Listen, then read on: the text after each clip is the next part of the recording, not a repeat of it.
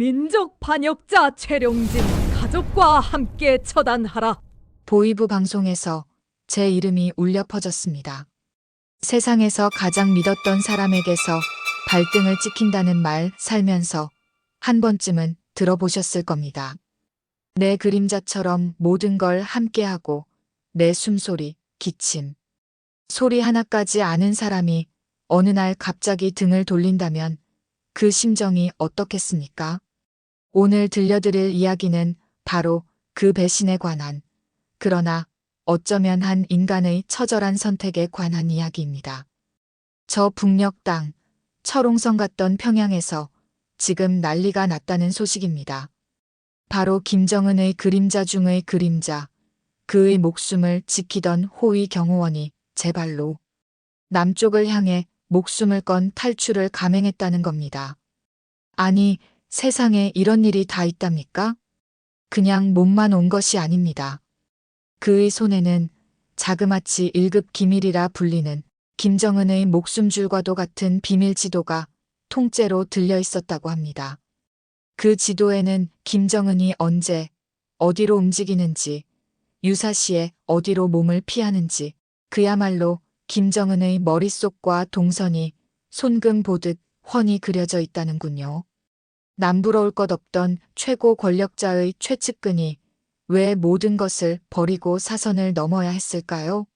김정은의 바로 등 뒤, 가장 가까운 곳에서 그는 무엇을 보고 무엇을 들었기에 이런 엄청난 결심을 하게 된 걸까요? 하루아침에 자신의 모든 것을 아는 인간 폭탄을 적으로 돌리게 된 김정은은 지금 평양에서 어떤 심정으로 밤을 지새우고 있겠습니까? 믿는 사람 하나 없이 이제는 제 그림자마저 의심해야 할 처지가 된 것이지요. 이제 북녘의 하늘 아래 김정은이 마음 편히 발 뻗고 잘 곳이 사라졌다는 이야기입니다. 과연 그가 들고 온 비밀 지도는 한반도의 운명을 어떻게 바꿔놓을까요? 그리고 목숨을 걸고 남으로 온 그의 입에서 터져나올 이야기는 또 얼마나 기가 막힐까요? 오늘 영상 단 1초도 눈을 떼시면 안 됩니다. 저와 함께 그 기막힌 이야기 속으로 들어가 보시죠. 시작 전에 늘 불안에 떠는 불쌍한 김정은에게 댓글로 한마디씩 해주세요. 불쌍하다, 어리석다, 답답하다. 하고 싶은 말씀을 댓글로 꼭 남겨주세요. 그래야 김정은이 하루빨리 정신 차리는 날이 올 테니까요. 안녕하세요. 저는 최룡진입니다. 어젯밤 저는 주군의 심장을 훔쳤습니다. 그리고 오늘 아침 제 가족이 흔적도 없이 사라졌어요. 하지만 저는 배신자가 아닙니다. 그저 한 사람의 아버지일 뿐이에요. 이야기는 어젯밤 9시로 거슬러 올라갑니다. 평양 대동강변 연회장이었어요. 샹들리에 불빛 아래서 고위 간부들이 서로 건배하며 웃고 있었죠. 저도 그중 하나였습니다. 25년 동안 체제를 충성스럽게 섬긴 간부였으니까요. 주군께서 높이 잔을 드시며 말씀하셨습니다. 동지들, 오늘 우리의 위협을 축하하며 건배. 모두가 일제히 잔을 들었어요. 저도 따라 들었는데 바로 그때 주머니 속 휴대전화가 부르르 떨리기 시작했습니다. 화장실로 황급히 들어갔어요. 문을 잠그고 전화를 확인했는데 문자 한 통이 와 있었습니다. 좌표 지도를 가져와. 안 그러면 내 아들이 내일 아침 숨을 쉬지 못한다. 그 아래 사진이 첨부돼 있었어요. 제 아들이 학교 운동장에서 찍힌 사진이었죠. 누군가 제 아들을 지켜보고 있다는 뜻이었습니다. 손이 덜덜 떨려서 전화기를 떨어뜨릴 뻔했어요. 좌표 지도라니, 그건 주군의 심장이라 불리는 국가 최고 기밀이었습니다. 남쪽 땅 곳곳에 숨겨둔 비밀 거점들의 위치였죠. 전쟁이 터지면 사용할 암살 거점들이었어요. 그리고 저는 25년 동안 주군을 가까이서 보좌하며 그 암호를 알게 됐습니다. 화장실 밖으로 나오는데 누군가 제 팔을 확 붙잡았어요. 박동무였습니다. 20년을 함께 일한 동료였죠. 박동무의 얼굴은 새하얗게 질려 있었고 이마에선 식은땀이 줄줄 흘러내렸어요. 최동무, 조심하시오. 오늘 밤 명단이 올라갔다고 하오. 숙청 명단 말이오. 제 등골이 서늘해졌습니다. 누가 올라갔소? 물었지만 박동무는 대답 대신 제 손을 꽉 쥐었어요. 뭐가 됐든 가족만은 지키시오. 최동무 가족만은요. 그리고 고개를 떨구고 돌아섰습니다. 그 굽은 뒷모습이 마치 이미 죽은 사람 같았어요. 저는 연회장으로 돌아가지 않고 뒷문으로 빠져나왔습니다. 차를 몰고 집으로 달렸죠. 집에 도착해서 현관문을 확 열고 소리쳤어요. 여보, 아들아. 하지만 대답이 없었습니다. 거실로 뛰어갔는데 텅 비어 있었어요. 방으로 부엌으로 뛰어다녔지만 아무도 없었습니다. 탁자 위에 종이 한 장이 놓여 있었어요. 오늘 밤 자정까지 대동강 남쪽 3호 창고로 와라. 혼자서 지도를 가져와라. 제 다리에서 힘이 빠져 그 자리에 주저앉고 말았습니다. 가족이 납치당한 겁니다. 시계를 보니 밤 10시였어요. 2시간밖에 남지 않았습니다. 2시간 안에 결정해야 했죠. 주군을 배신할 것인가, 가족을 버릴 것인가. 저는 비틀거리며 서재로 갔습니다. 책장 뒤에 숨겨둔 금고를 열었어요. 낡은 수첩 한 권이 있었습니다. 펼쳐보니 숫자들이 빼곡했죠. 좌표 암호였어요. 이걸 넘기면 저는 배신자가 됩니다. 하지만 넘기지 않으면 제 아들이 죽어요. 선택의 여지가 없었습니다. 저는 수첩을 주머니 깊숙이 넣고 차를 몰고 나갔어요. 대동강 남쪽으로 달렸습니다. 3호 창고는 10년 전에 폐업한 공장이었어요. 밤 자정 5분 전에 도착했죠. 차에서 내려 창고 앞에 섰는데 문이 반쯤 열려 있었고 안은 칠흑같이 어두웠습니다. 들어오시오. 안에서 낮은 남자 목소리가 들렸어요. 저는 천천히 안으로 걸어 들어갔습니다. 한 남자가 어둠 속에 서 있었고 그 옆에 제 아내와 아들이 의자에 묶인 채 있었어요. 엄마. 아들이 울먹이며 소리쳤습니다. 제 가슴이 찢어지는 것 같았어요. 최룡진, 지도를 가져왔소? 남자가 물었습니다. 가져왔소. 먼저 제 가족을 풀어주시오.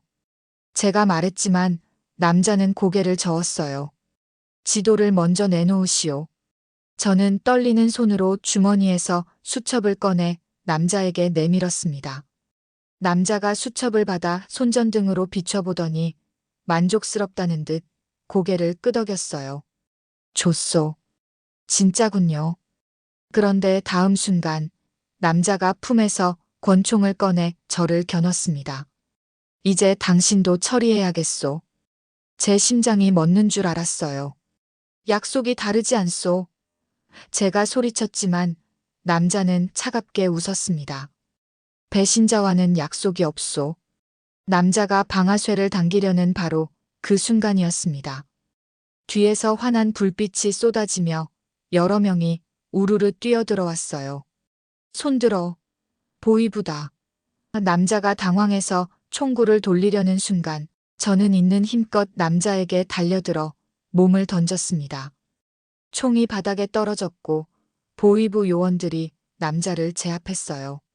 저는 급히 일어나 아내에게 달려가 밧줄을 풀어줬습니다. 괜찮아요? 여보, 당신은요? 우리는 서로를 꼭 껴안았어요. 아들도 풀어주고 안았습니다. 보위부 책임자가 다가오며 말했어요. 최동무, 수고하셨소. 이자는 남측에서 보낸 간첩이요. 우리가 오래 추적해왔소. 최동무를 이용해서 좌표를 빼내려 한 거란 말이오. 남자의 가면을 벗기니 전혀 모르는 얼굴이었습니다. 최동무 가족을 미끼로 쓴 거요. 하지만 우리가 먼저 알아챘소. 최동무 집에 감시장치가 있었거든요. 책임자가 제 수첩을 돌려주며 말했어요. 집으로 가시오. 오늘 일은 깨끗이 잊으시오. 저는 아내와 아들의 손을 잡고 밖으로 나왔습니다. 하지만 마음 한구석이 묘하게 무거웠어요. 정말 이게 끝일까요? 집으로 가는 차 안에서 휴대전화가 울렸습니다. 박동무였어요. 최동무, 지금 어디요? 집으로 가는 중이요. 제가 대답하자 박동무의 목소리가 급하게 들려왔습니다. 집으로 가지 마시오. 지금 당장 도망가시오. 오늘 밤 일은 함정이었소. 진짜 함정은 지금부터란 말이오. 최동무의 충성심을 시험한 거요.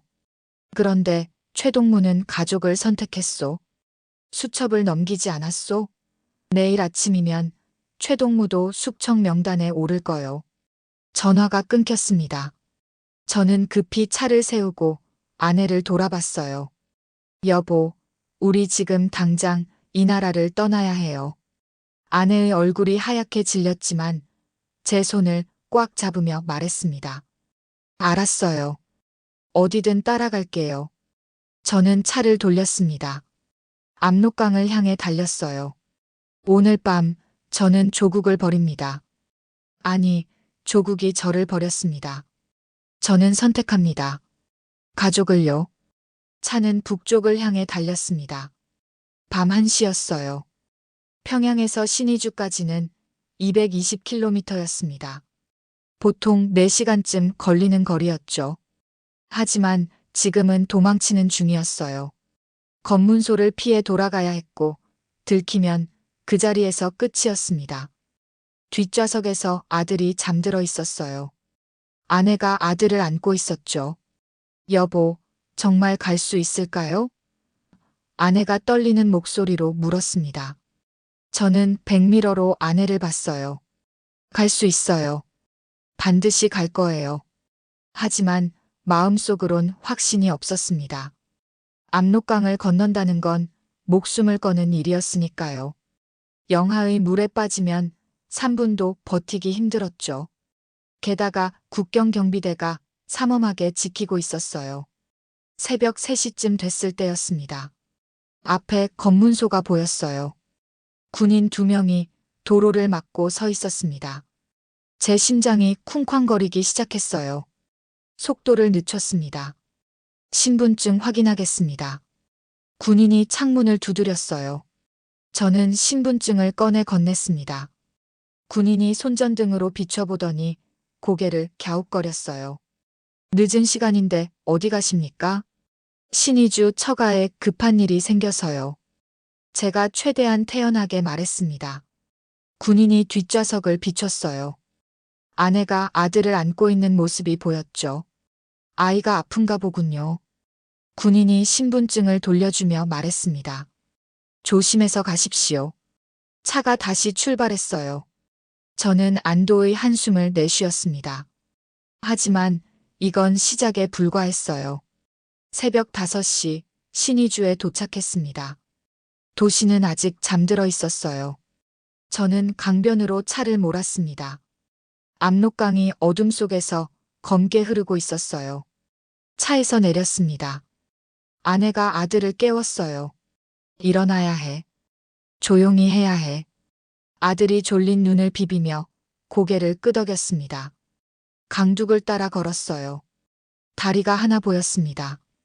하지만 다리에는 경비초소가 있었죠. 그곳으론 갈 수 없었어요. 다리에서 500m쯤 떨어진 곳으로 갔습니다. 갈대밭이 우거진 곳이었어요. 여기서 강을 건널 겁니다. 제가 말했어요. 아내가 강물을 내려다보더니 얼굴이 하얗게 질렸습니다. 여보, 저건 너무 위험해요. 물이 얼마나 차가운데요. 다른 방법이 없어요. 여기가 경비가 제일 허술한 곳이에요. 저는 미리 준비해온 비닐봉지를 꺼냈습니다. 옷을 벗어 비닐봉지에 넣었어요. 물에 젖으면 안 되니까요. 건너편에서 다시 입을 거예요. 아들이 무서운 듯 제 다리를 붙잡았습니다. 아빠, 무서워요. 저는 아들을 안아 올렸어요. 괜찮아. 아빠가 지켜줄게. 절대 놓지 않을 거야. 강물에 발을 담갔습니다. 뼛속까지 시린 추위가 올라왔어요. 이를 악물고 한 발 더 들어갔습니다. 아내도 뒤따라왔어요. 우리는 천천히 강물 속으로 걸어 들어갔습니다. 허리까지 물이 찼을 때였어요. 갑자기 탐조등 불빛이 강물을 훑기 시작했습니다. 경비초소에서 쏘는 불빛이었어요. 엎드려요. 저는 재빨리 몸을 낮췄습니다. 아내와 아들도 물속에 몸을 숨겼어요. 불빛이 우리 머리 위를 지나갔습니다. 심장이 터질 것 같았어요. 물이 너무 차가워서 온몸이 저렸습니다. 아들이 떨고 있었어요. 제 품에서 부들부들 떨었죠. 불빛이 사라졌습니다. 지금이에요. 빨리 가요. 저는 아들을 업고 헤엄치기 시작했습니다. 아내도 필사적으로 팔을 저었어요. 물살이 생각보다 셌습니다. 자꾸 떠내려갔어요. 여보, 힘내요. 제가 소리쳤습니다. 하지만 아내의 얼굴이 점점 창백해졌어요. 추위 때문에 기력이 떨어지는 게 보였습니다. 강 한가운데쯤 왔을 때였어요.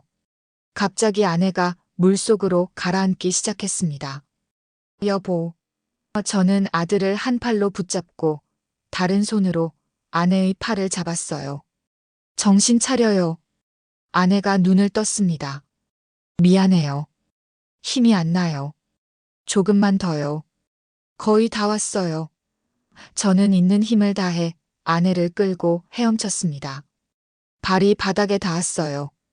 얕아지고 있었습니다. 드디어 강둑에 올라섰어요. 중국 땅이었습니다. 우리는 갈대밭에 쓰러졌어요. 숨이 턱까지 찼습니다. 온몸이 얼어붙는 것 같았어요. 옷 갈아입어요. 빨리요. 저는 비닐봉지를 열어 옷을 꺼냈습니다. 젖은 옷을 벗고 마른 옷으로 갈아입었어요. 아내와 아들도 서둘러 옷을 갈아입었죠. 이제 안전한 건가요? 아내가 물었습니다. 저는 압록강을 돌아봤어요. 저편에 북한 땅이 보였습니다. 탐조등 불빛이 여전히 강물을 훑고 있었어요. 아직 안전하지 않아요. 여기도 위험해요. 중국 공안에 잡히면 다시 북한으로 보내질 거예요. 저는 일어섰습니다. 빨리 움직여야 해요. 우리는 갈대밭을 빠져나와 어둠 속을 걸었습니다. 1시간쯤 걸었을까요? 작은 마을이 나타났어요. 불이 켜진 집이 몇 채 보였습니다. 한 집 문을 두드렸습니다. 한참 후에 문이 열렸어요. 중년 남자가 나왔습니다. 누구요? 경계하는 눈빛이었어요. 도와주십시오. 우리는 북에서 왔습니다. 제가 떨리는 목소리로 말했습니다. 남자가 우리를 위아래로 훑어봤어요. 젖은 머리카락, 창백한 얼굴, 떨리는 몸. 한눈에 봐도 강을 건넌 사람들이었죠. 들어오시오. 빨리요. 남자가 주위를 살피더니 우리를 안으로 끌어들였습니다. 따뜻한 온기가 몸을 감쌌어요. 난로가 타고 있었습니다. 조선족이십니까? 제가 물었습니다. 남자가 고개를 끄덕였어요. 그렇소. 나도 원래 북에서 왔소. 30년 전에 건넜죠. 남자가 담요를 가져다 주며 말했습니다. 여기 있으면 공안이 올 거요. 내일 밤에 당신들을 안전한 곳으로 보내주겠소. 고맙습니다. 저는 고개를 숙였어요. 남자가 방 하나를 가리켰습니다. 거기서 쉬시오. 내일 연락처를 알려주겠소. 방으로 들어갔습니다. 우리는 바닥에 주저앉았어요. 아들이 제 품에 파고들었습니다. 아빠, 이제 괜찮은 거예요? 저는 아들의 머리를 쓰다듬었어요. 응, 이제 시작이야. 우리 새로운 삶의 시작이란다. 아내가 제 손을 잡았습니다. 눈물이 흘러내렸어요. 여보, 우리 정말 해냈어요. 저도 눈물이 났습니다. 네, 해냈어요. 우리 가족 함께 해냈어요. 하지만 마음 한구석이 무거웠습니다. 박동무는 어떻게 됐을까요? 그리고 우리를 쫓아올까요? 아직 안전하지 않았어요. 진짜 자유까지는 아직 멀었습니다. 창밖을 봤습니다. 동이 트고 있었어요. 새로운 날이 밝아오고 있었습니다. 새로운 삶도 함께요. 사흘이 지났습니다. 저희는 그 조선족 남자의 도움으로 옌벤 지역 작은 마을에 숨어 있었어요. 하루하루가 불안했습니다. 언제 중국 공안이 들이닥칠지 몰랐으니까요. 아내는 창문 밖만 바라봤고 아들은 밖에 나가고 싶다고 조르다가도 제 얼굴만 보면 입을 다물었어요. 나흘째 되던 날 아침이었습니다. 조선족 남자가 급하게 방문을 두드렸어요. 최 선생, 큰일 났소. 저는 벌떡 일어났습니다. 무슨 일입니까? 북한 보위부에서 사람들이 왔다고 하오. 마을마다 뒤지고 있다는데 최 선생 가족을 찾는다고 하오. 사진까지 돌리고 있다더군요. 남자의 얼굴이 창백했어요. 제 등에서 식은땀이 흘렀습니다. 벌써 여기까지 왔다니. 어떻게 해야 합니까? 남자가 주머니에서 명함 한 장을 꺼냈어요. 이 사람한테 연락하시오. 한국 사람이요. 탈북자들을 도와주는 사람이라고 들었소. 명함을 받았습니다. 박성호 목사라고 적혀 있었어요. 전화번호도 있었죠. 전화할 수 있습니까? 마을 입구 구멍가게에 공중전화가 있소. 지금 가시오. 서둘러야 하오. 저는 아내에게 눈짓했어요. 곧 돌아올게요. 문 잠그고 있어요. 아내가 떨리는 목소리로 대답했습니다. 조심해요. 마을 입구로 뛰어갔습니다. 구멍가게가 보였어요. 낡은 공중전화가 가게 한쪽에 걸려 있었죠. 동전을 넣고 번호를 눌렀습니다. 신호음이 길게 울렸어요. 여보세요. 남자 목소리가 들렸습니다. 박 목사님이십니까? 저는 북에서 온 최룡진이라고 합니다. 제 목소리가 떨렸어요. 아, 최 선생님. 기다리고 있었습니다. 어디 계십니까? 목사님의 목소리는 따뜻했어요. 옌벤의 한 마을인데요. 보위부 사람들이 추적하고 있다고 합니다. 알겠습니다. 지금 바로 갈 수는 없고요. 오늘 밤 11시에 사람을 보내겠습니다. 마을 뒤쪽 야산 입구에서 기다리십시오. 검은색 승합차가 갈 겁니다. 고맙습니다. 정말 고맙습니다. 전화를 끊으려는데 목사님이 다시 말했어요. 최 선생님, 한 가지만 물어봐도 되겠습니까? 선생님이 그 최룡진이 맞습니까? 평양에서 주군의 심장을 훔친. 제 손이 멈췄습니다. 어떻게 그걸 아십니까? 뉴스에 나왔습니다. 북한이 대대적으로 추적 중이라고요. 선생님이 가지고 나온 게 정말 좌표 지도입니까? 저는 잠시 망설였어요. 하지만 이 사람을 믿어야 했습니다. 아닙니다. 제가 넘긴 건 가짜였어요. 진짜는 아직 제 머릿속에 있습니다. 목사님이 한참 침묵하더니 낮은 목소리로 말했습니다. 그렇다면 선생님은 지금 엄청난 위험에 처해 있는 겁니다. 북한뿐 아니라 다른 세력들도 선생님을 노릴 거예요. 오늘 밤 반드시 그 자리에 나오십시오. 늦으면 안 됩니다. 전화가 끊겼어요. 저는 수화기를 내려놓고 한참을 서 있었습니다. 제 머릿속에 있는 암호. 그게 우리 가족을 지키는 방패인 동시에 우리를 겨누는 칼이기도 했습니다. 숙소로 돌아왔어요. 아내에게 상황을 설명했습니다. 오늘 밤 떠나야 해요. 한국으로 가는 길을 찾았어요. 아내가 안도의 한숨을 내쉬었습니다. 정말 다행이에요. 하지만 저는 불안했습니다. 뭔가 잘못될 것 같은 예감이 들었어요. 밤 10시였습니다. 우리는 마을 뒤쪽 야산 입구에 서 있었어요. 어둠이 짙게 깔려 있었고 바람이 차갑게 불었습니다. 아들이 추위에 떨었어요. 제 코트를 벗어 아들에게 입혔습니다. 차가 안 오면 어떡해요? 아내가 불안한 목소리로 물었습니다. 올 거예요. 조금만 더 기다려봐요. 그때였습니다. 멀리서 차 소리가 들렸어요.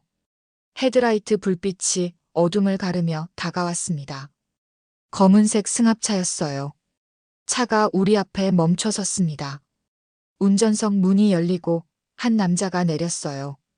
30대쯤 되어 보이는 건장한 체격이었습니다. 최룡진 선생님이십니까? 그렇습니다.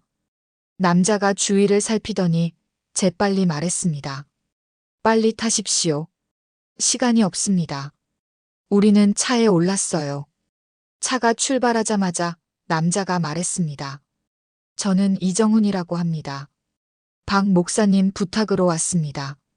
국경까지 12시간 걸립니다. 검문이 많으니까 조용히 계셔야 합니다. 차는 어둠 속을 달렸습니다. 1시간쯤 갔을까요? 갑자기 차가 속도를 줄였어요. 앞에 검문소가 보였습니다. 중국 공안이었어요. 뒷좌석에 있는 담요를 뒤집어 쓰십시오. 절대 소리내지 마십시오. 이정훈 씨가 긴장한 목소리로 말했습니다. 우리는 재빨리 담요를 뒤집어 썼어요. 차가 멈췄습니다.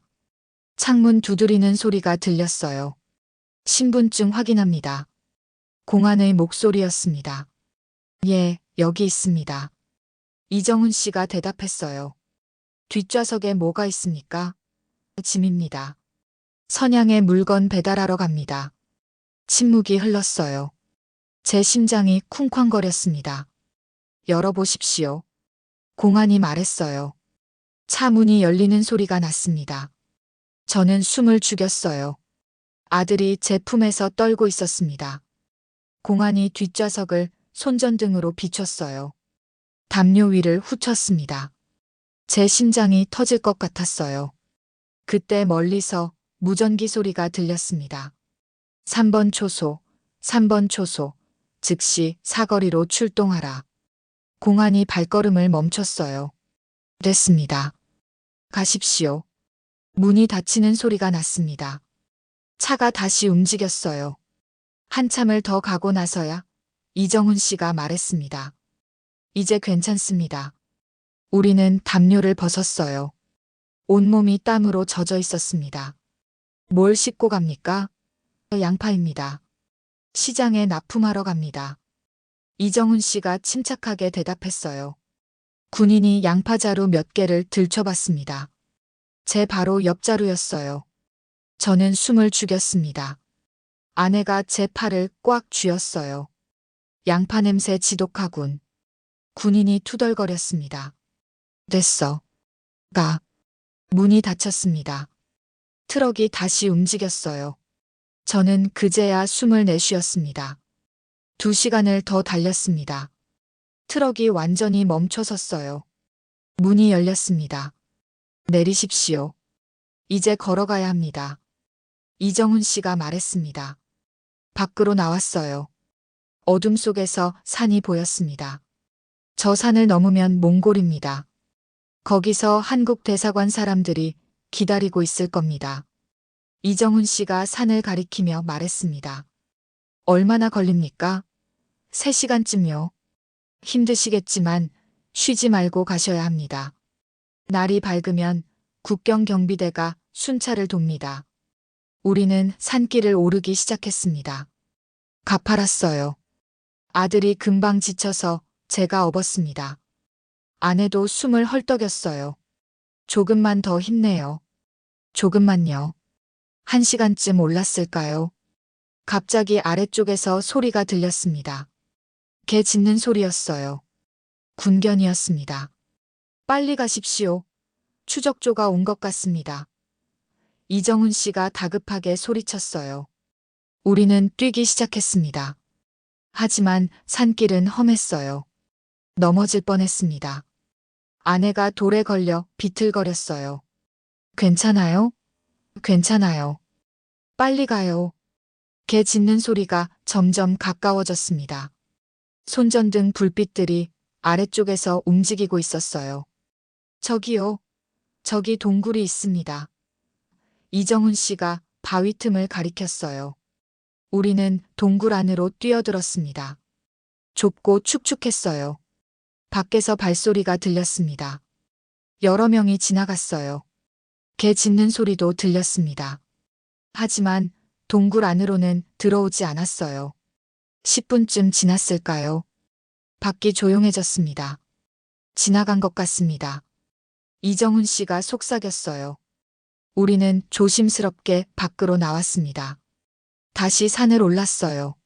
정상이 보였습니다. 저기까지만 가면 됩니다. 이정훈 씨가 말했습니다. 마지막 힘을 짜냈어요. 드디어 정상에 올랐습니다. 저편에 평지가 보였어요. 그리고 멀리 차 불빛이 보였습니다. 저기입니다. 대사관 차량입니다. 이정훈 씨가 손을 흔들었어요. 우리는 산을 내려갔습니다. 차 쪽으로 뛰었어요. 차에서 사람들이 내렸습니다. 최룡진 선생님이십니까? 한 남자가 한국말로 물었어요. 그렇습니다. 제가 대답했습니다. 남자가 웃으며 손을 내밀었어요. 대한민국 대사관 김철수 서기관입니다. 어서 오십시오. 고생하셨습니다. 저는 그 손을 잡았습니다. 따뜻했어요. 눈물이 났습니다. 감사합니다. 정말 감사합니다. 차에 타십시오. 울란바토르까지 가야 합니다. 거기서 비행기를 타고 인천으로 갈 겁니다. 우리는 차에 올랐어요. 이정훈 씨가 차창 밖에서 손을 흔들었습니다. 선생님, 행복하십시오. 저도 손을 흔들었어요. 고맙습니다. 정말 고맙습니다. 차가 출발했습니다. 저는 뒤를 돌아봤어요. 어둠 속에서 중국 땅이 멀어지고 있었습니다. 북한은 그보다 더 멀리 있었죠. 아들이 제 무릎에서 잠들었습니다. 아내가 제 어깨에 머리를 기댔어요. 여보, 우리 해냈어요. 아내가 속삭였습니다. 네, 해냈어요. 저는 창밖을 봤습니다. 동이 트고 있었어요. 붉은 해가 떠오르고 있었습니다. 새로운 날이었어요. 새로운 삶의 시작이었습니다. 하지만 마음 한구석은 무거웠어요. 박동무는 어떻게 됐을까요? 제 때문에 희생된 사람들은 없을까요? 저는 자유를 얻었지만 누군가는 대가를 치렀을지도 모릅니다. 최 선생님, 김서기관이 말했습니다. 인천에 도착하면 국정원에서 선생님을 만나고 싶어 합니다. 선생님이 가진 정보 때문입니다. 알고 있습니다. 다 말씀드리겠습니다. 저는 대답했어요. 제 머릿속 암호. 이제 그걸 넘겨줄 때가 온 겁니다. 차는 계속 달렸습니다. 자유를 향해, 새로운 삶을 향해 달렸어요. 인천공항이었습니다. 비행기에서 내리는 순간 제 다리가 후들거렸어요. 대한민국 땅이었습니다. 진짜 자유의 땅이었죠. 아내가 제 팔을 붙잡았어요. 여보, 여기가 정말 한국이에요? 그래요. 우리 드디어 왔어요. 공항 밖으로 나오니 검은 승용차 2대가 기다리고 있었습니다. 한 남자가 다가왔어요. 정장을 입고 있었습니다. 최룡진 선생님이십니까? 국가정보원 이재훈 팀장입니다. 악수를 했습니다. 손이 단단했어요. 반갑습니다. 차로 모시겠습니다. 선생님 가족은 안가로 모실 겁니다. 안전을 위해서입니다. 우리는 차에 올랐어요. 서울로 향했습니다. 창밖으로 고층 빌딩들이 보였어요. 화려한 네온 사인들이 반짝였죠. 아들이 눈을 크게 뜨고 밖을 봤습니다. 아빠, 여기 건물들 되게 높아요. 1시간쯤 달렸을까요? 차가 한적한 주택가에 섰습니다. 2층 집이었어요. 여기서 지내시면 됩니다. 필요한 건 다 준비되어 있습니다. 이 팀장이 말했습니다. 집 안으로 들어갔어요. 깨끗했습니다. 거실, 방 2개, 부엌, 화장실이 있었어요. 냉장고엔 음식이 가득했죠. 와, 여보 여기 좀 봐요. 아내가 신기한 듯 냉장고를 열어 보였습니다. 편히 쉬십시오. 내일 오전 10시에 다시 찾아뵙겠습니다. 이 팀장이 나갔어요. 저녁을 먹었습니다. 쌀밥과 김치찌개였어요. 북에서 먹던 것과는 달랐습니다. 더 풍성했어요. 아들이 밥을 2그릇이나 먹었습니다. 맛있어요, 엄마. 밤이 됐습니다. 아들을 재우고 거실로 나왔어요. 아내가 소파에 앉아 있었습니다. 여보, 꿈만 같아요. 우리가 정말 여기 있는 게요. 저는 아내 옆에 앉았어요. 맞아요. 하지만 이제 시작이에요. 여기서 새로운 삶을 살아야죠. 다음 날 아침이었습니다. 이 팀장이 왔어요. 선생님, 지금 본부로 가셔야 합니다. 선생님이 가진 정보에 대해 이야기를 나눠야 합니다. 국정원 본부로 갔습니다. 큰 건물이었어요. 안으로 들어가 회의실에 앉았습니다. 이 팀장과 다른 요원 2명이 있었어요. 선생님, 선생님이 가진 좌표 암호에 대해 말씀해 주시겠습니까? 이 팀장이 노트북을 켰습니다. 여기 지도가 있습니다. 좌표들을 표시해 주십시오. 저는 한참을 망설였어요. 이 정보를 넘기면 저는 더 이상 쓸모가 없어집니다. 보호받을 이유도 없어지는 거죠. 하지만 선택의 여지가 없었어요. 알겠습니다. 저는 머릿속 암호를 하나하나 말하기 시작했습니다. 30개의 좌표였어요. 서울, 부산, 대구, 곳곳에 흩어져 있었습니다. 2시간이 걸렸습니다. 다 말하고 나니 목이 말랐어요. 이 팀장이 물을 건넸습니다. 고맙습니다, 선생님. 이 정보는 국가 안보에 큰 도움이 될 겁니다. 제 가족은 안전합니까?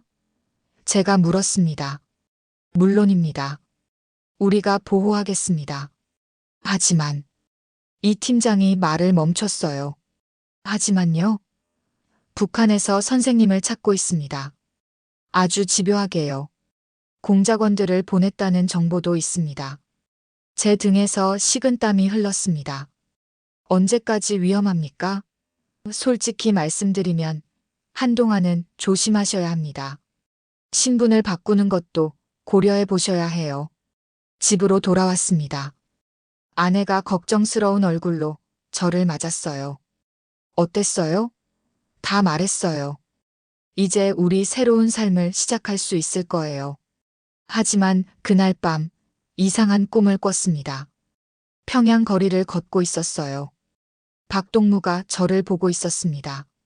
최동무, 왜 혼자 살았소? 나는 죽었는데.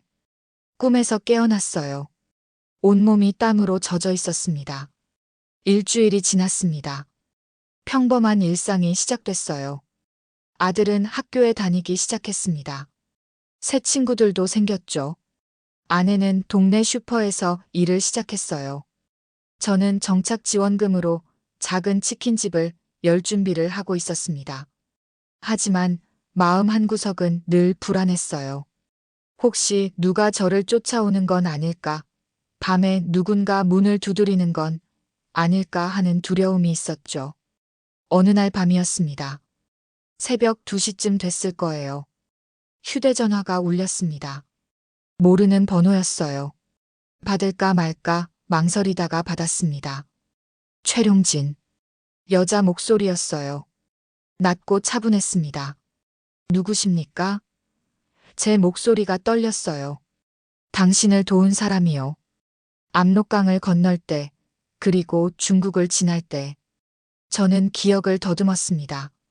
하지만 여자 목소리는 처음 들어봤어요. 무슨 말씀이신지 모르겠는데요. 곧 알게 될 거요. 내일 밤 8시, 남산타워 아래로 오시오. 혼자서요. 당신 가족에 관한 중요한 이야기가 있소. 제 가족은 다 여기 있습니다. 북에 남은 가족 말이요. 당신 어머니 말이요. 제 심장이 멎었습니다. 어머니. 저는 탈북하면서 어머니를 두고 왔어요. 이미 70이 넘으신 분이었습니다. 평양 외곽 작은 집에 혼자 사셨죠. 어머니가 어떻게 됐습니까? 제가 소리쳤습니다. 하지만 전화가 끊겼어요. 저는 한숨도 못 자고 아침을 맞았습니다. 아내에게 말해야 할까 고민했어요. 하지만 걱정시키고 싶지 않았습니다. 여보, 오늘 저녁에 국정원 사람들 만나러 가야 해요. 거짓말이었습니다.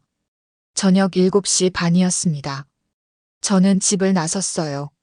남산으로 향했습니다.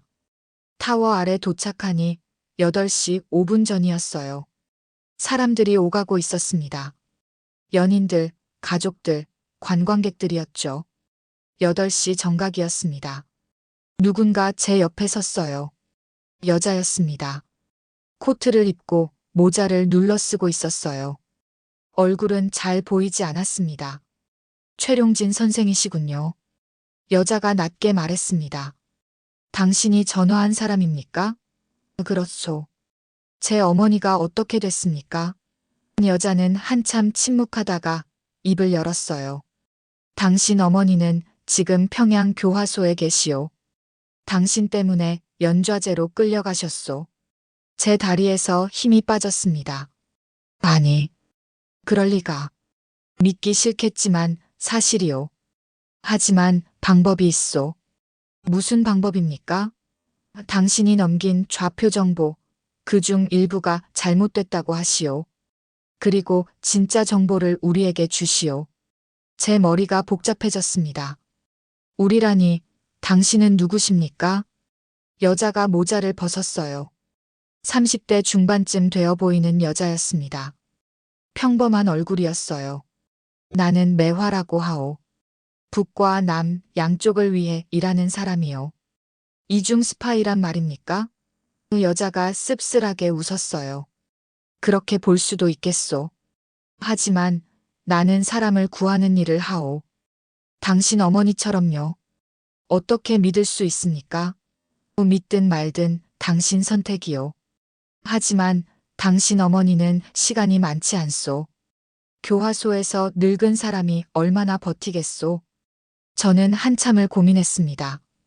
이건 함정일 수도 있었어요. 하지만 어머니가 정말 위험에 처했다면 무엇을 원하십니까? 당신이 국정원에 넘긴 좌표 중 10개가 잘못됐다고 말하시오. 그리고 진짜 좌표를 내게 주시오. 그럼 당신 어머니를 빼내줄 거요. 거짓말 아닙니까? 그 여자가 봉투를 꺼냈어요. 이걸 보시오. 봉투를 열었습니다. 사진이 한 장 있었어요. 어머니였습니다. 교화소 작업복을 입고 계셨어요. 얼굴이 많이 수척해지셨습니다. 어머니, 제 목소리가 떨렸어요. 사흘 드리겠소. 사흘 안에 결정하시오. 이 번호로 연락 주시오. 여자가 명함을 건넸습니다. 그리고 돌아서서 사라졌어요. 저는 한참을 그 자리에 서 있었습니다. 손에 든 사진을 보고 또 봤어요. 어머니였습니다. 제 잘못으로 고통받고 계시는 어머니였어요. 집으로 돌아왔습니다. 아내가 저를 맞았어요. 어떻게 됐어요? 아무것도 아니에요. 그냥 일상적인 면담이었어요. 또 거짓말이었습니다. 밤새 잠을 이루지 못했어요. 어머니 얼굴이 자꾸 떠올랐습니다. 제가 어렸을 때 저를 업고 시장에 가시던 모습, 제가 대학에 합격했을 때 눈물 흘리며 기뻐하시던 모습이 생생했어요. 다음 날 아침 결심했습니다. 이 팀장에게 전화를 걸었어요. 팀장님, 급히 뵙고 싶습니다. 국정원 본부로 갔습니다. 이 팀장이 심각한 얼굴로 저를 맞았어요. 무슨 일이십니까? 저는 어젯밤 일을 모두 말했습니다. 매화라는 여자, 어머니 사진, 좌표를 달라는 요구까지요. 이 팀장의 얼굴이 굳어졌어요. 그건 명백한 함정입니다, 선생님. 매화는 북한 공작원일 가능성이 큽니다. 하지만 제 어머니가 사진은 조작할 수 있습니다. 선생님을 흔들려는 거예요. 그럼 제 어머니는 어떻게 됩니까? 이 팀장이 한숨을 쉬었어요. 솔직히 말씀드리면 선생님 어머니는 이미 위험할 겁니다. 하지만 그렇다고 국가 기밀을 넘길 순 없습니다. 저는 고개를 떨구었어요. 이 팀장이 제 어깨를 두드렸습니다. 선생님, 우리가 조사해 보겠습니다. 매화라는 사람이 누군지, 정말로 선생님, 어머니를 도울 수 있는 사람인지요. 이틀이 지났습니다. 이 팀장에게서 연락이 왔어요. 선생님, 매화에 대해 알아냈습니다. 만나서 말씀드리겠습니다. 커피숍에서 만났습니다. 이 팀장이 서류 몇 장을 꺼냈어요. 매화는 실존 인물입니다. 이중 스파이예요. 북한 보위부 소속이지만 우리 측에도 정보를 넘깁니다. 그럼 믿을 수 있다는 겁니까? 반은 믿고 반은 의심해야 합니다. 매화는 돈을 받고 움직여요. 누가 더 많이 주느냐에 따라 충성이 바뀝니다. 그럼 어떻게 해야 합니까? 이 팀장이 잠시 생각하더니 말했습니다. 선생님, 우리가 함정을 치는 건 어떻겠습니까? 함정이요? 매화를 이용해서 북한 공작망을 무너뜨리는 겁니다. 선생님이 미끼가 되는 거죠. 물론 위험하지만 성공하면 선생님 어머니도 구할 수 있을지 모릅니다. 저는 한참을 고민했어요. 위험했습니다. 잘못하면 저뿐 아니라 제 가족도 위험해질 수 있었죠. 하지만 어머니를 구할 유일한 방법일지도 몰랐습니다. 하겠습니다. 제가 말했습니다. 어머니를 구하기 위해서라면 뭐든 하겠습니다. 이 팀장이 고개를 끄덕였어요. 알겠습니다. 계획을 세우겠습니다. 선생님은 매화에게 연락하십시오. 만나겠다고 하십시오. 집으로 돌아오는 길에 매화에게 전화를 걸었습니다. 만나고 싶습니다. 결정했습니다. 좋은 선택이요. 내일 밤 10시 한강 반포대교 아래로 오시오. 전화를 끊고 하늘을 올려다봤습니다. 별이 하나 반짝이고 있었어요. 어머니도 저 별을 보고 계실까요? 어머니, 조금만 기다리세요. 제가 꼭 구하겠습니다. 저는 중얼거렸습니다. 내일 밤이면 모든 게 결정될 겁니다. 다음 날이었습니다. 저는 이 팀장과 함께 작전을 준비했어요. 국정원 회의실에서 요원 5명이 모였습니다. 오늘 밤 작전 목표는 2가지입니다. 첫째, 매화의 배후를 확인한다. 둘째, 북한 공작망을 파악한다. 이 팀장이 칠판에 그림을 그리며 설명했어요. 최 선생님은 매화를 만나 협상하는 척합니다. 그 사이 우리가 주변을 감시하고 매화를 미행할 겁니다. 한 요원이 저에게 작은 장치를 건넸어요. 이걸 옷 안쪽에 부착하십시오. 도청 장치입니다. 저는 장치를 받아 셔츠 안쪽에 붙였습니다. 만약 위험하면 어떻게 합니까? 걱정 마십시오. 우리가 항상 지켜보고 있을 겁니다. 위험하다 싶으면 즉시 개입합니다. 저녁 9시였어요. 집에서 나왔습니다. 아내가 걱정스러운 얼굴로 저를 봤어요. 여보, 정말 괜찮겠어요? 괜찮아요. 곧 돌아올게요. 아들이 달려와 제 다리를 안았습니다. 아빠, 빨리 와요. 그래, 금방 올게.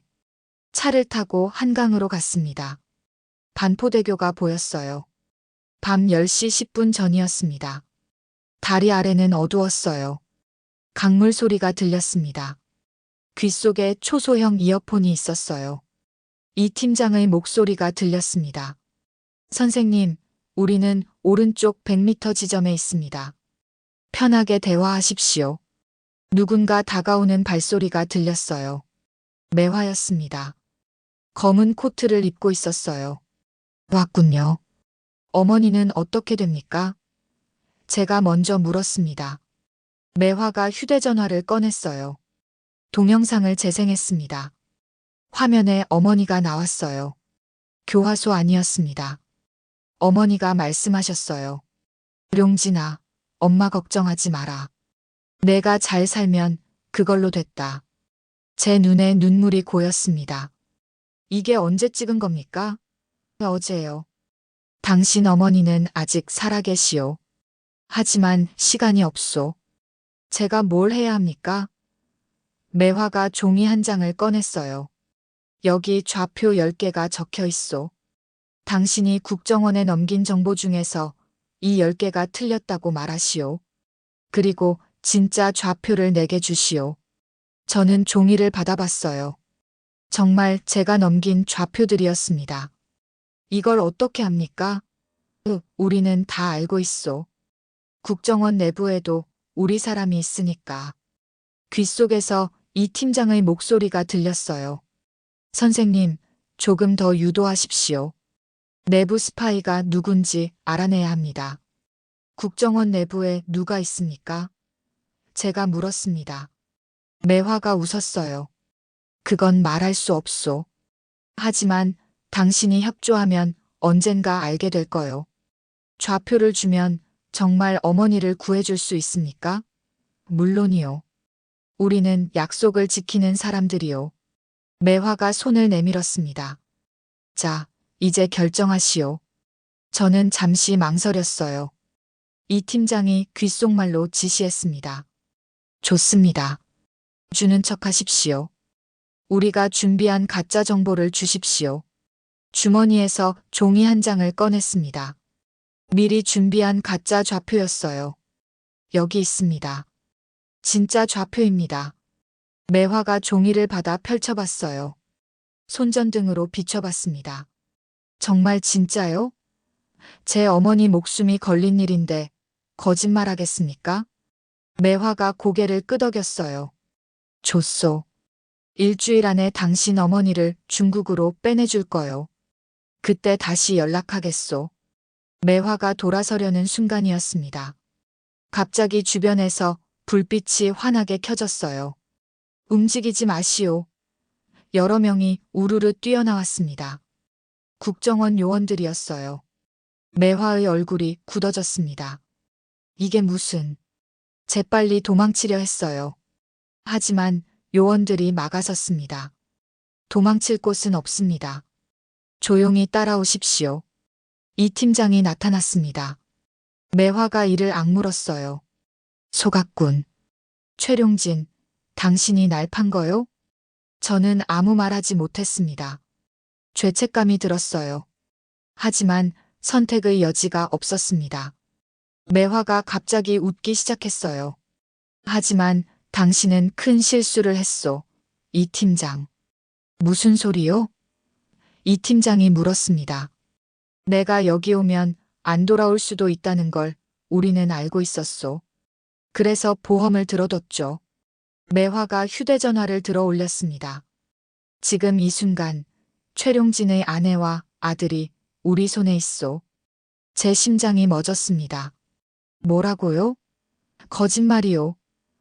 이 팀장이 소리쳤습니다. 하지만 매화는 웃고 있었어요. 이 팀장이 급히 무전기를 꺼냈어요. 1번 초소, 안가 상황 보고하라. 잡음이 들렸습니다. 그러다 목소리가 들려왔어요. 팀장님, 침입자가 있었습니다. 최 선생 가족이 사라졌습니다. 제 다리에서 힘이 빠졌습니다. 안 돼. 이 팀장이 저를 붙잡았어요. 진정하십시오. 매화가 말했습니다. 이제 거래 조건이 바뀌었소. 나를 풀어주시오. 그리고 진짜 좌표를 내게 주시오. 그러면 최룡진의 가족을 돌려주겠소. 당신이 가족을 납치한 겁니까? 제가 소리쳤습니다. 매화가 고개를 저었어요. 내가 한 게 아니오. 우리 뒤에 있는 사람들이 한 거요. 누굽니까? 북한입니까? 매화가 씁쓸하게 웃었어요. 그렇게 간단하지 않소. 이 게임에는 여러 선수들이 있소. 북한, 중국, 그리고 매화가 이 팀장을 봤습니다. 당신들 내부에도 있소. 이 팀장의 얼굴이 굳어졌어요. 무슨 소리요? 국정원 안에 우리 사람이 있다고 했잖소. 최룡진의 안가 위치를 알려준 사람도, 오늘 작전을 미리 알려준 사람도 다 내부 사람이요. 저는 이 팀장을 봤습니다. 이 팀장도 저를 봤어요. 서로의 눈에 불신이 보였습니다. 팀장님, 정말입니까? 내부에 스파이가 있습니까? 이 팀장이 고개를 저었어요. 모릅니다. 하지만 조사하겠습니다. 매화가 말했습니다. 조사할 시간이 있을까요? 최룡진의 가족은 지금 시한폭탄 옆에 앉아 있는 거나 마찬가지요. 빨리 결정하시오. 저는 무릎이 꺾였습니다. 바닥에 주저앉았어요. 제발, 제 가족을 돌려주십시오. 매화가 저를 내려다봤습니다. 그럼 거래하시오. 진짜 좌표와 가족을 바꾸는 거요. 이 팀장이 저를 일으켜 세웠어요. 선생님, 안 됩니다. 국가 기밀을 넘길 순 없습니다. 하지만 제 가족이 우리가 찾겠습니다. 반드시 찾아낼 겁니다. 매화가 웃었어요. 찾을 수 있을까요? 서울은 넓고 숨을 곳은 많소. 그리고 시간은 흐르고 있소. 이 팀장이 요원들에게 지시했습니다. 매화를 연행하라. 신문실로 데려가라. 요원들이 매화를 잡았어요. 매화가 끌려가면서 소리쳤습니다. 최룡진, 후회하게 될 거요. 당신 가족을 다시는 못 볼 거요. 저는 그 자리에 무너져 내렸습니다. 하늘을 올려다봤어요. 별들이 빛나고 있었습니다. 하지만 제겐 아무 의미가 없었어요. 여보, 아들아. 저는 중얼거렸습니다. 눈물이 흘러내렸어요. 이 팀장이 제 어깨를 잡았습니다. 선생님, 포기하지 마십시오. 우리가 반드시 찾아낼 겁니다. 하지만 그의 목소리도 확신이 없어 보였습니다. 저는 일어섰습니다. 저도 찾겠습니다. 제 가족을 제가 찾겠습니다. 선생님, 위험합니다. 상관없습니다. 이미 모든 걸 잃었어요. 더 잃을 게 뭐가 있습니까? 밤하늘에 구름이 몰려왔어요. 별들이 하나둘 사라지기 시작했습니다. 비가 올 것 같았어요. 제 새로운 삶도 그렇게 사라지고 있었습니다. 자유를 찾았지만 가족을 잃었어요. 무엇을 위한 자유였을까요? 저는 빗속을 걷기 시작했습니다. 어디로 가는지도 몰랐어요. 그저 걸었습니다. 가족을 찾을 때까지 포기하지 않을 겁니다. 사흘이 지났습니다. 저는 잠도 제대로 못 자고 서울 곳곳을 돌아다녔어요. 중국 식당, 조선족이 모이는 곳, 탈북자 쉼터까지 다 찾아다녔습니다. 혹시 제 가족에 대한 정보라도 들을까 해서요. 하지만 아무것도 없었어요. 국정원도 움직였습니다. 이 팀장은 매일 저에게 전화를 걸어 상황을 알려줬어요. CCTV를 분석하고 있습니다. 단서가 나올 겁니다. 하지만 며칠째 아무 소득이 없었습니다. 사흘째 되던 밤이었어요. 저는 한강변에 앉아 있었습니다. 물을 바라보고 있었죠. 모든 게 허무했어요. 자유를 얻으려고 강을 건넜는데 결국 가족을 잃었습니다. 휴대전화가 울렸어요. 모르는 번호였습니다. 받았어요. 여보세요. 최룡진 선생이시죠? 남자 목소리였습니다. 낯선 목소리였어요. 누구십니까? 제 이름은 중요하지 않습니다. 중요한 건 제가 선생님 가족이 어디 있는지 안다는 거죠. 제 심장이 뛰기 시작했어요. 정말입니까? 어디 있습니까? 서두르지 마십시오. 먼저 거래부터 합시다. 무슨 거래입니까? 선생님이 가진 좌표 정보를 주십시오. 그럼 가족 위치를 알려드리겠습니다. 또 좌표였습니다. 모두가 그걸 노리고 있었어요. 당신은 누구 편입니까? 북한입니까? 저는 아무 편도 아닙니다. 다만 사업을 하는 사람일 뿐이죠. 정보를 사고 파는 사업 말입니다. 남자의 목소리는 차가웠어요. 증거를 보여주십시오. 제 가족이 살아있다는 증거를요. 좋습니다. 잠시만요. 휴대전화가 진동했어요. 문자가 왔습니다. 사진이었어요. 아내와 아들이었습니다. 어둡고 좁은 방에 있었어요. 두려워하는 표정이었죠. 보셨습니까? 살아있습니다. 하지만 오래 살아있을지는 모르겠군요. 제발, 제 가족을 다치게 하지 마십시오. 그건 선생님에게 달렸습니다. 오늘 밤 자정, 동대문 시장 뒤편 주차장으로 오십시오. 혼자서요. 좌표를 가져오십시오. 어떻게 믿을 수 있습니까? 믿든 말든 선생님 선택입니다. 하지만 이게 마지막 기회일 겁니다. 전화가 끊겼어요. 저는 한참을 앉아 있었습니다. 또 함정일 수도 있었어요. 하지만 가족을 구할 수 있는 유일한 기회일지도 몰랐습니다. 이 팀장에게 전화를 걸었어요. 팀장님, 방금 전화가 왔습니다. 상황을 설명했습니다. 이 팀장이 단호하게 말했어요. 가지 마십시오. 명백한 함정입니다. 하지만 제 가족이, 우리가 같이 가겠습니다. 작전을 짜겠습니다. 안 됩니다. 혼자 오라고 했어요. 다른 사람이 오면 가족을 죽일 겁니다. 이 팀장이 한숨을 쉬었어요. 선생님, 좌표를 넘기면 선생님도 죽습니다. 그들은 증인을 남기지 않을 겁니다. 알고 있습니다. 하지만 가족 없이 사는 것보다 가족과 함께 죽는 게 낫습니다. 전화를 끊었어요. 밤 11시 30분이었습니다. 저는 동대문 시장으로 갔어요. 시장은 문을 닫았고 조용했습니다. 뒤편 주차장으로 걸어갔어요. 어두웠습니다. 가로등 몇 개만 깜빡이고 있었어요. 차 한 대가 주차장 구석에 서 있었습니다. 검은색 승합차였어요. 차 문이 열렸습니다. 남자 2명이 내렸어요. 덩치가 컸습니다. 그들 사이에 한 사람이 더 나왔어요. 얼굴을 확인할 수 없었습니다. 모자를 깊이 눌러 쓰고 있었거든요. 최룡진 선생이시군요. 가운데 사람이 말했습니다. 전화했던 그 남자 목소리였어요. 제 가족은 어디 있습니까? 서두르지 마십시오. 먼저 좌표부터 확인합시다. 저는 주머니에서 종이를 꺼냈어요.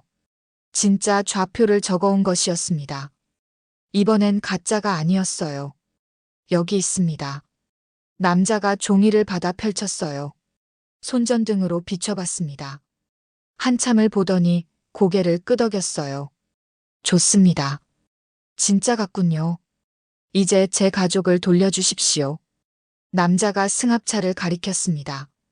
안에 있습니다. 저는 차로 달려갔어요. 뒷문을 확 열었습니다. 아내와 아들이 있었어요. 여보, 아들아. 저는 그들을 꺼안았습니다. 아빠. 아들이 울먹였습니다. 아내도 눈물을 흘렸어요. 여보, 정말 왔어요. 이제 가자. 빨리 나가자. 저는 아들을 안아 올렸어요. 아내의 손을 잡고 차에서 내렸습니다.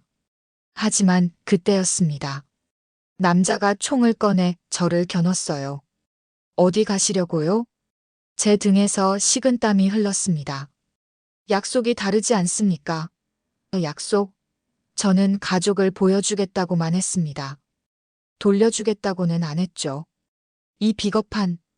저는 아들을 아내에게 넘기고 남자에게 달려들려 했어요. 하지만 덩치 큰 남자 둘이 저를 붙잡았습니다. 저항하지 마십시오. 순순히 따라오시면 다치지 않을 겁니다. 가운데 남자가 모자를 벗었어요. 제 눈이 커졌습니다. 당신은 국정원 요원이었어요. 이 팀장 밑에서 일하는 김요원이었습니다. 놀라셨죠? 저도 이 게임의 선수입니다.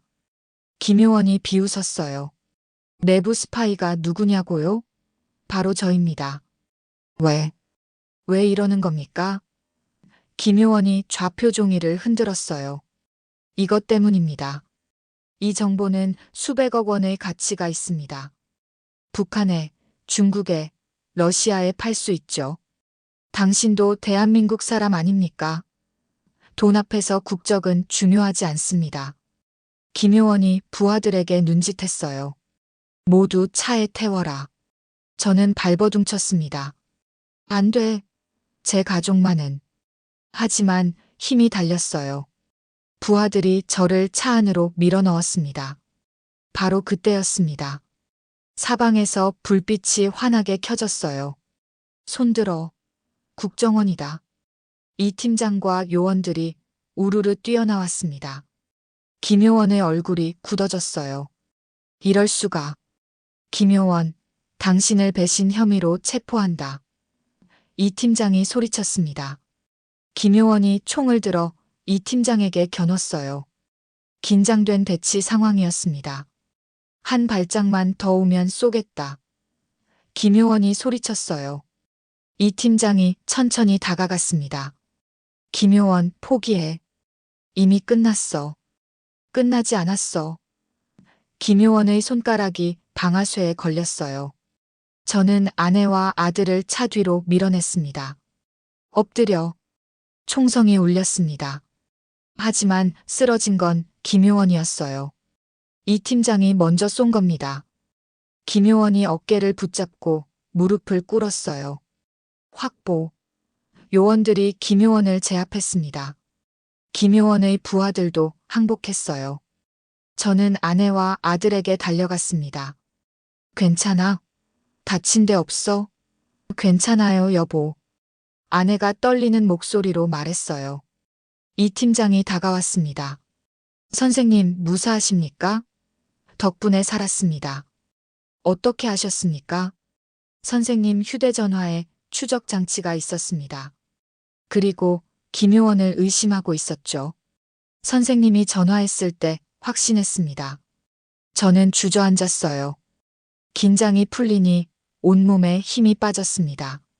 고맙습니다. 정말 고맙습니다. 이 팀장이 제 어깨를 두드렸어요. 이제 끝났습니다. 선생님 가족은 안전합니다. 하지만 정말 끝난 걸까요? 김효원은 혼자가 아니라고 했어요. 이 게임에는 여러 선수들이 있다고 했죠. 아직도 어딘가에서 저를 노리는 사람들이 있을 겁니다. 하지만 지금은 상관없었어요. 제 가족이 무사했으니까요. 저는 아내와 아들을 꼭 껴안았습니다. 이제 괜찮아. 다 끝났어. 하지만 제 목소리는 떨리고 있었습니다. 이름 없는 귀가. 한 달이 지났습니다. 저희는 새로운 곳으로 이사했어요. 국정원이 마련해준 안전한 곳이었습니다. 경기도 외곽의 작은 마을이었죠. 조용하고 평화로웠어요. 아들은 새 학교에 적응하고 있었습니다. 친구도 몇 명 사귀었어요. 아내는 동네 빵집에서 일을 시작했습니다. 저는 작은 치킨집을 열었어요. 평범한 삶이었습니다. 하지만 밤마다 악몽을 꿨어요. 김효원이 총을 겨누는 꿈, 가족이 사라지는 꿈, 압록강에서 익사하는 꿈이었습니다. 잠에서 깨면 온몸이 땀으로 젖어 있었어요. 여보, 괜찮아요? 아내가 걱정스럽게 물었습니다. 괜찮아요. 그냥 꿈이에요. 하지만 괜찮지 않았어요. 어느 날 오후였습니다. 치킨집 문이 열렸어요. 이 팀장이 들어왔습니다. 오랜만이었어요. 선생님, 오래간만입니다. 팀장님, 어서 오십시오. 무슨 일이십니까? 이 팀장이 테이블에 앉았어요. 저도 마주 앉았습니다. 좋은 소식이 있습니다. 이 팀장이 서류 봉투를 꺼냈어요. 선생님, 어머니에 관한 소식입니다. 제 심장이 뛰기 시작했어요. 어머니가 어떻게 되셨습니까? 살아계십니다. 중국에 계십니다. 제 눈이 커졌어요. 중국이요? 어떻게? 우리가 매화를 통해 접촉했습니다. 매화가 선생님, 어머니를 빼냈어요. 대가를 치르긴 했지만요. 무슨 대가입니까? 선생님이 제공한 좌표 정보 중 일부를 매화에게 넘겼습니다. 그걸로 매화가 북한과 거래한 거죠. 저는 복잡한 심경이었어요. 국가 기밀이 또 새나간 셈이었죠. 하지만 어머니가 살았다는 게 중요했습니다. 어머니를 만날 수 있습니까? 곧 만날 수 있을 겁니다. 중국에서 한국으로 오는 절차를 밟고 있어요. 한 달쯤 걸릴 겁니다. 눈물이 났어요. 고맙습니다. 정말 고맙습니다. 이 팀장이 제 어깨를 두드렸습니다.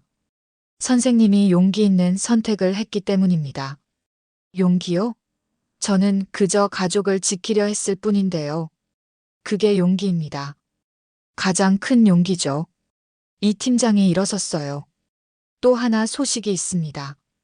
김효원을 신문했는데 배후에 중국 정보기관이 있었다고 합니다. 그들도 선생님의 정보를 노렸던 거죠. 아직도 저를 노리는 사람들이 있습니까? 당분간은 괜찮을 겁니다. 이미 주요 정보는 다 활용했고 북한 거점들도 대부분 무력화했으니까요.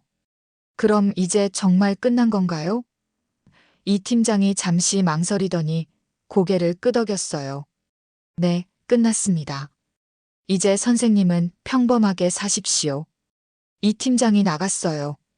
저는 창밖을 봤습니다. 아이들이 놀이터에서 놀고 있었어요. 평화로운 풍경이었습니다. 한 달 후였습니다. 인천공항이었어요. 저는 아내, 아들과 함께 도착 게이트 앞에 서 있었습니다. 손에 꽃다발을 들고 있었어요. 아빠, 할머니 언제 와요? 아들이 물었습니다. 곧 오실 거야. 조금만 기다려. 게이트 문이 열렸어요. 사람들이 하나둘 나왔습니다. 그리고 휠체어를 탄 한 분이 보였어요. 어머니였습니다. 많이 수척해지셨어요. 머리는 새하얗게 새셨고 얼굴엔 주름이 깊게 패여 있었습니다. 하지만 어머니였어요. 어머니. 저는 달려갔습니다. 어머니 앞에 무릎을 꿇었어요. 어머니, 저예요. 룡진이에요. 어머니가 떨리는 손으로 제 얼굴을 만졌습니다. 룡진아, 정말 내가. 목소리가 갈라졌어요. 네, 어머니. 제가 왔어요. 늦어서 죄송해요. 눈물이 멈추지 않았어요. 아내와 아들도 다가왔습니다. 할머니. 아들이 어머니를 안았어요. 어머니가 손줄을 쓰다듬으며 울었습니다. 이렇게 컸구나. 이렇게 건강하게. 할머니, 저 이제 한국 사람이에요. 친구도 많아요. 우리는 한참을 그렇게 서 있었어요. 공항 로비 한가운데서요. 사람들이 우릴 쳐다봤지만 상관없었습니다. 집으로 돌아왔어요. 어머니를 모시고 거실에 앉았습니다. 어머니, 여기가 저희 집이에요. 작지만 따뜻해요. 어머니가 주위를 둘러봤어요. 좋구나. 정말 좋아. 그리고 저를 보시며 말씀하셨습니다. 룡진아, 잘했다. 내가 살아있어서 가족이 무사해서 다행이다. 어머니는요? 많이 고생하셨죠? 어머니가 고개를 저었어요. 아니다. 너희가 자유롭게 사는 걸 보니 그 정도 고생은 아무것도 아니더라. 저녁을 먹었습니다. 아내가 정성껏 차린 식탁이었어요. 어머니가 한 숟가락 드시더니 눈물을 흘리셨습니다. 맛있다. 정말 맛있구나. 많이 드세요, 어머니. 이제 마음껏 드실 수 있어요. 아내가 어머니 그릇에 반찬을 더 담아드렸습니다.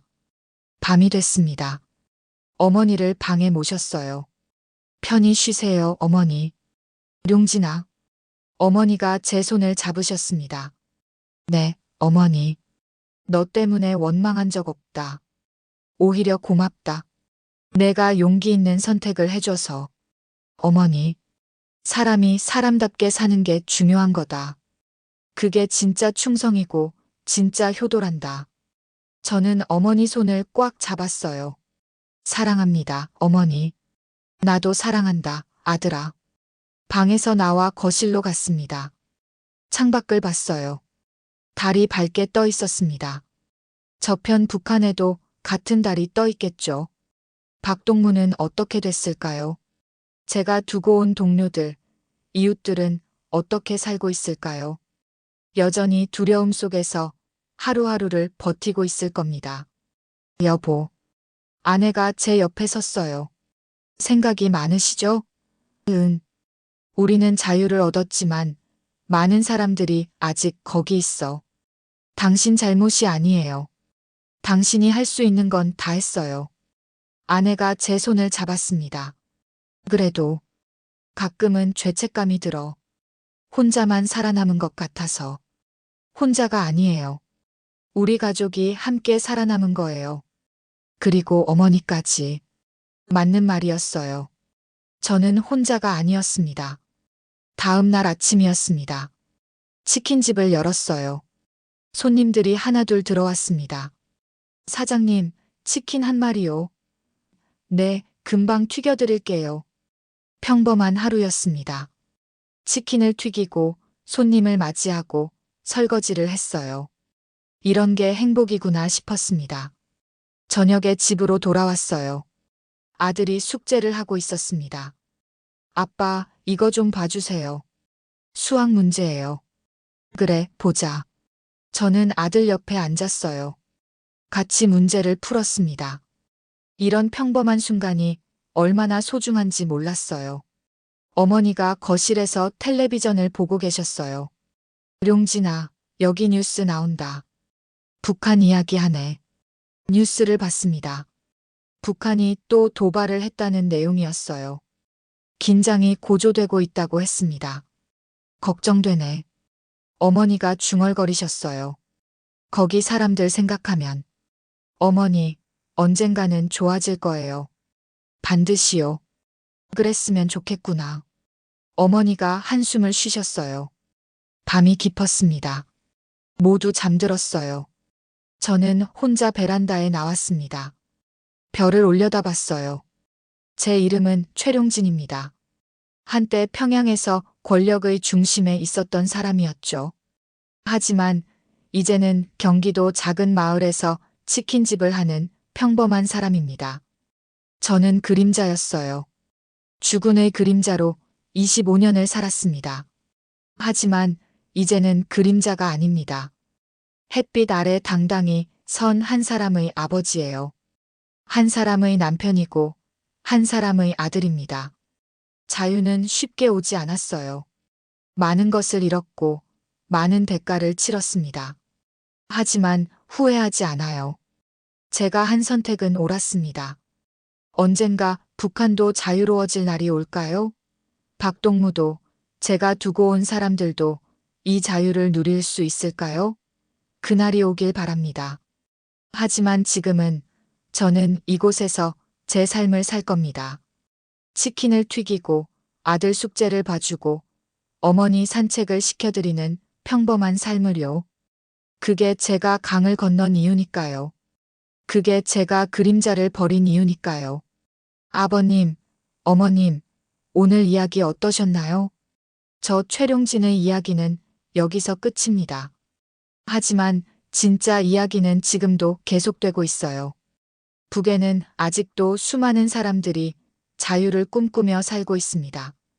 그들에게 하루빨리 자유가 주어질 수 있게 댓글로 자유라고 써주세요. 우리의 힘이 모아져 하나의 위대한 대한민국으로 빨리 갈 수 있습니다. 이 이야기가 평화의 소중함을 느끼는데 조금이나마 도움이 되었다면 좋아요 버튼을 눌러주십시오. 그리고 더 많은 분들이 이 이야기를 들을 수 있도록 구독과 공유 부탁드립니다. 여러분들이 계시기에 오늘의 대한민국이 있습니다. 여러분들이 지키신 자유 위에서 우리가 살고 있습니다. 정말 존경하고 감사드립니다. 오늘도 건강하십시오. 아버님, 어머님, 사랑합니다.